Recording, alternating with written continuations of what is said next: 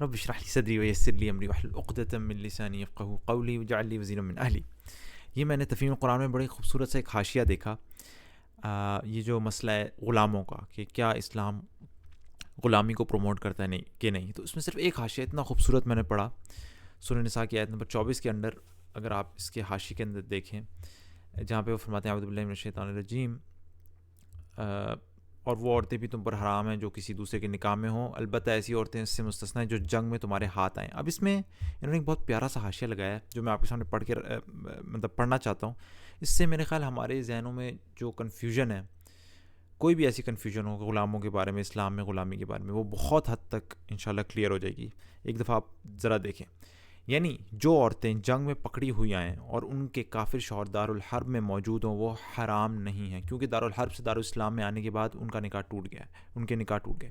ایسی عورتوں کے ساتھ نکاح بھی کیا جا سکتا ہے, اور جس کے ملک یمین میں ہوں وہ ان سے تمتع بھی کر سکتے ہیں. البتہ فقہا کے درمیان اس امر میں اختلاف ہے کہ اگر میاں بیوی دونوں ایک ساتھ گرفتار ہوں تو ان کا کیا حکم ہے.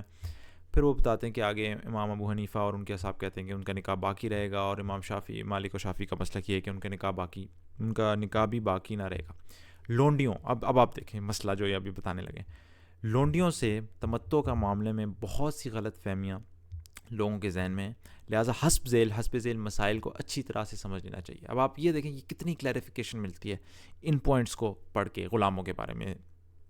نمبر 1, جو عورتیں جنگ میں گرفتار ہوں ان کو پکڑتے ہی ہر سپاہی ان کے ساتھ مباشرت کے لیے کر لینے کے لیے مجاز نہیں ہے. ہم کیا مطلب انسان سوچ سکتا ہے اچھا غلام بنا سکتے ہیں تو جیسے ہی جنگ ختم ہو ان کو پکڑ کے ان کے ساتھ کچھ بھی کر لو, نہیں, ان کو پکڑتے ہی ہر سپاہی ان کے ساتھ مباشرت کرنے کے لیے کر لینے کا مجاز نہیں. البتہ بلکہ اسلامی قانون یہ ہے کہ ایسی عورتیں حکومت کے حوالے کر دی جائیں. حکومت کو اختیار ہے, دیکھیں حکومت کے کیا کیا اختیار ہیں. حکومت کو اختیار ہے کہ چاہے ان کو رہا کر دے, چاہے ان سے فدیہ لے, چاہے ان کا تبادلہ ان مسلمان قیدیوں سے کرے جو دشمن کے ہاتھ میں ہوں, اور چاہے تو انہیں سپاہیوں میں تقسیم کر دے. ایک سپاہی صرف اس عورت ہی سے تمتع کرنے کا مجاز ہے جو حکومت کی طرف سے باقاعدہ اس کے ملک میں دی گئی ہو. کتنی بڑی کلیریفیکیشن. پھر نمبر 2, جو عورت اس طرح کسی کی ملک میں دی جائے اس کے ساتھ بھی اس وقت تک مباشرت نہیں کی جا سکتی جب تک اسے ایک مرتبہ ایام مہوری نہ آ جائیں اور یہ اطمینان نہ ہو لے کہ وہ حاملہ نہیں. اس سے پہلے مباشرت کرنا حرام ہے, اور اگر وہ حاملہ ہو تو وضع حمل سے پہلے بھی مباشرت ناجائز. پھر نمبر 3, جنگ میں پکڑی ہوئی عورتوں سے تمتع کے معاملے میں یہ شرط نہیں ہے کہ وہ اہل کتاب ہی میں سے ہوں, ان کا مذہب خواہ کوئی ہو, بہرحال جب وہ تقسیم کر دی جائیں گی تو جن کے حصے میں وہ آئیں وہ ان سے تمتع کر سکتے ہیں. اور نمبر 4, جو عورت جس شخص کے حصے میں دی گئی ہو صرف وہی اس کے ساتھ تمتع کر سکتا ہے, کسی دوسرے کو اسے ہاتھ لگانے کا حق نہیں. اس عورت سے جو اولاد ہوگی, اب یہ دیکھیں یہ چیز, یہ بڑی امپورٹنٹ انفارمیشن, اس عورت سے جو اولاد ہوگی وہ اسی شخص کی جائز اولاد سمجھی جائے گی جس کی ملک میں وہ عورت ہے. اس اولاد کے قانونی حقوق وہی ہوں گے جو شریعت میں صلبی اولاد کے مقرر ہیں. صاحب اولاد ہو جانے کے بعد, اب آپ یہ دیکھیں کتنا بڑا ان کو یعنی کہ ایک آنر دیا جاتا ہے, صاحب اولاد ہو جانے کے بعد وہ عورت فروخت نہ کی جا سکے گی, اور مالک کے مرتے ہی وہ آپ سے آزاد ہو جائے گی.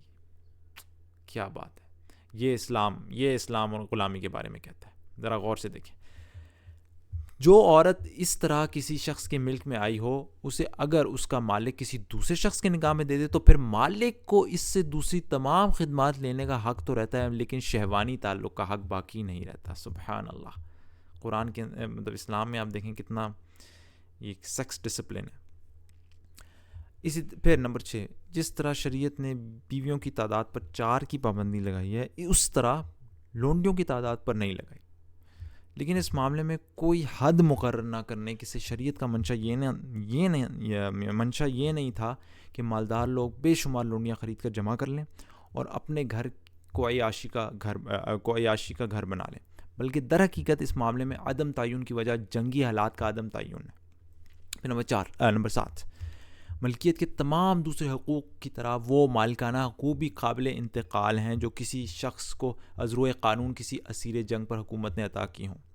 اچھا اب یہ دیکھیں, حکومت کی طرف سے حقوقی ملکیت کا باقاعدہ عطا کیا جانا ویسا ہی ایک قانونی فعل ہے جیسے نکاح ایک قانونی فعل ہے. لہٰذا کوئی معقول وجہ نہیں کہ جو شخص نکاح میں کسی قسم کی کراہت محسوس نہیں کرتا جو شخص نکاح میں کسی قسم کی کراہت محسوس نہیں کرتا وہ خام خواہ لونڈی سے تمتع میں کراہت محسوس کرے.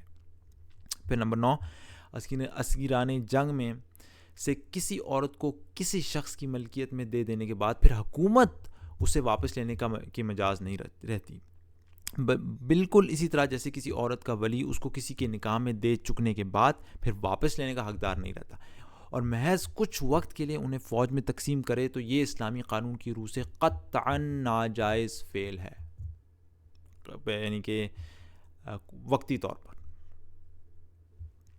اور میرے ذہن میں یہ کانسیپٹ آ رہا ہے، اللہ عالم اس کا اس سے تعلق ہے کہ نہیں، کہ یہ ایسے ہی ہے جیسے کسی سے وقتی طور پر نعوذ باللہ نہ جا کے ہم ناجائز تعلق قائم کر لیں، ٹیمپریری گرل فرینڈ جس طرح کہتے ہیں. سبحان اللہ. ایون ان کے معاملے میں، لونڈیوں کے معاملے میں بھی اتنا سیکس ڈسپلن ہے، اس میں اور زنا میں کوئی فرق نہیں. سبحان اللہ. یہ وہی بات کر دی اللہ کی طرف، انہوں نے یہ بات کر دی.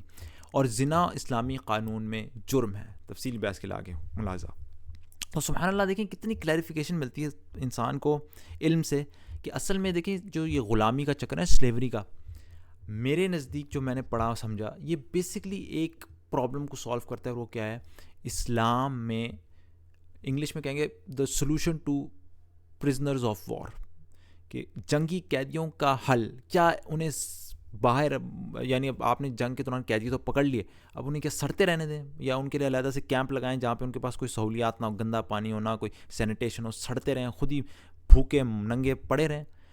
اسلام نے انہیں معاشرے کے اندر پھیلا دیا تاکہ وہ علیحدہ سے سڑیں مت، ان کے اندر بیماریاں نہ پیدا. ان کو بھی حالانکہ ان کو تو چاہیے تھا کہ وہ مسلمانوں کے اوپر مصیبت ڈالنے آئے، ان کی جانیں لینے آئے، ان سے قتل کرنے آئے جنگ میں، چاہیے تو تھا انہیں گولیوں سے اڑا دیتے. کیوں ہماری جانیں لینے آئے؟ وہ ہمیں قتل کرنے آئے، وہ چاہیے تو تھا انہیں اڑا دیتے. کیوں ہمارے ساتھ، یعنی ہمیں کیوں چھیڑا ہے، ہمارا قتل کرنے کا منصوبہ کیوں بنایا، ہم سے جنگ کیوں کی؟ لیکن پھر بھی اسلام نے انہیں نہ کیمپس کے اندر سڑنے کے لیے چھوڑ دیا، بیمار بھوکے ننگے مرے نہیں، انہیں معاشرے کے اندر پھیلا دیا تاکہ ان انسان کو انسان ہی سمجھا. بے شک وہ آپ کو قتل کرنے آیا ہوا تھا، لیکن دیکھیں جب قیدی پکڑ لیا، اور حتیٰ کہ حکومت نے اور یہاں پہ اور بھی آپشن دیے ہیں کہ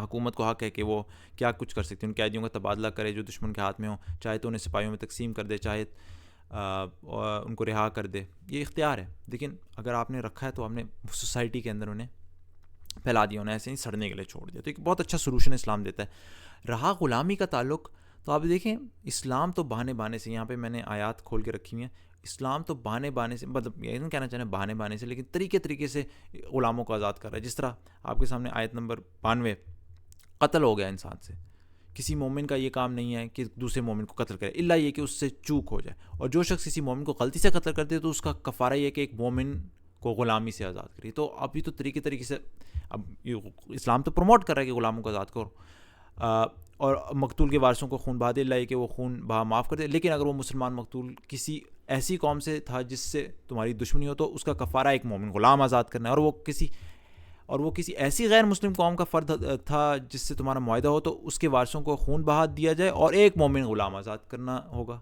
تو دیکھیں یہ تو پروموٹ کر رہا ہے کہ آزاد کرو. اسی طریقے سے کفارہ ہے آپ کا اس کا قسم کا، تم لوگ جو مومن قسمیں کھا لیتے ہو اس پر اللہ گرفت نہیں کرتا، مگر جو قسمیں تم جان بوجھ کر کھاتے ہو ان پر وہ ضرور تم سے مواخذہ کرے گا. ایسی قسم توڑنے کا کفارہ یہ ہے کہ 10 مسکینوں کو وہ اوسط درجے کا کھانا کھلاؤ جو تم اپنے بال بچوں کو کھلاتے ہو، یا انہیں کپڑے پہناؤ، یا ایک غلام آزاد کرو. تو یہ تو طریقے سے اسلام کس طرح غلاموں کو آزاد کروا رہا ہے. اسی طریقے سے ایک اور جگہ سورہ مجادلہ کی آیت نمبر 3 میں اللہ کیا فرماتا ہے؟ سبحان اللہ، جو لوگ اپنی بیویوں سے زہار کریں پھر اپنی اس بات سے رجوع کریں جو انہوں نے کہی تھی تو قبل اس کے کہ وہ دونوں ایک دوسرے کو ہاتھ لگائیں ایک غلام آزاد کرنا ہوگا.